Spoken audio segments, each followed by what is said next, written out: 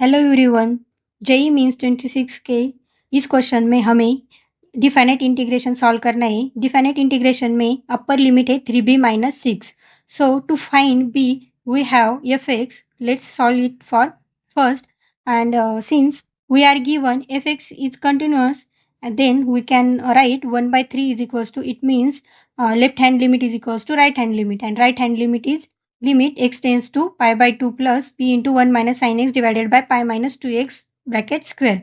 Here x tends to pi by 2.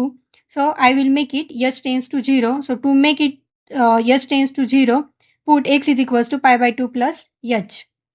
Now on solving for limit s tends to 0, we will get 1 by 3 is equals to limit s tends to 0 plus b into 2 sin square h by 2 divided by h square by 2. Uh, from this, we will get 1 by 3 is equals to 8 by 3. It means b is equals to 8 by 3. Now, we have to find the value of definite integral 0 to 3b minus 6. The upper limit of this integral is 3 into 8 by 3, which is p minus 6. So, upper limit is 2. Now, let's solve for integration 0 to 2 mod of quadratic equation. I will split this quadratic equation into two linear factor, which is x plus 3 into x minus 1. Notice here x belongs to closed interval 0, 1. Quadratic equation is negative, which is less than or equals to 0. So, mod function will be less than 0.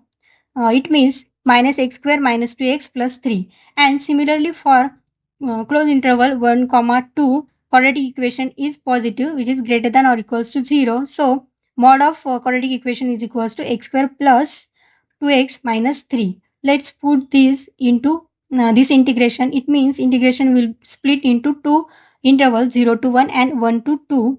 On solving this quadratic equation, on integrating this quadratic equation, we will get this expression, and putting upper and lower limits, we will get minus half minus 1 plus 3, 8 by 3 plus 4 minus 6 minus half minus 1 plus 3.